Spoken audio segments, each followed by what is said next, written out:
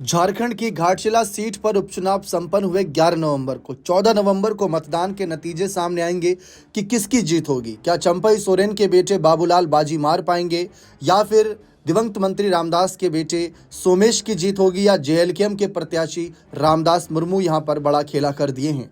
इस पर पूरे देश की नज़र टिकी है, पूरे झारखंड की नज़र टिकी है कि आखिर घाटशिला सीट का नतीजा किसके पक्ष में जाएगा। लेकिन वहीं आपने देखा होगा कि इस पूरे चुनावी माहौल के बीच चंपई सोरेन लगातार सुर्खियों में थे, लगातार वह बयानबाजी कर रहे थे और उनकी इसी बयानबाजी को देखते हुए राजनीतिक विश्लेषकों ने अलग अलग कयास लगाए। देखा जाए तो हाल ही में चंपई सोरेन ने कुछ और मुद्दे भी उठाए, जहां चंपई सोरेन ने कहा कि राज्य गठन के 25 वर्ष बीत जाने के बावजूद आदिवासी समाज उनका पूरा हक और सम्मान अब तक नहीं मिल पाया है।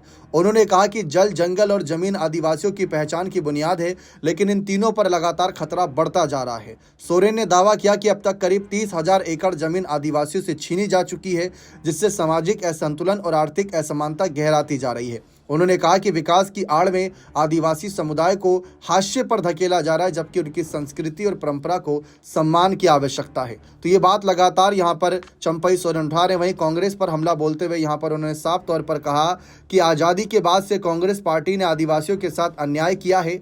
उन्होंने कहा कि गुआ और खरसावा गोलीकांड जैसी घटनाएं इस अन्याय की गवाही देते, जिनमें निर्दोष आदिवासी शहीद हुए थे। साथ ही उन्होंने आदिवासी समाज के हित में और भी कई बातें रखी। लेकिन जिस चुनावी मोर्चे के साथ चंपई सोरेन ने घाटशिला में माहौल बनाया था, क्या वो माहौल उनके बेटे के पक्ष में गया है? क्या चंपई सोरेन के बेटे सीट से विधायक बन पाएंगे?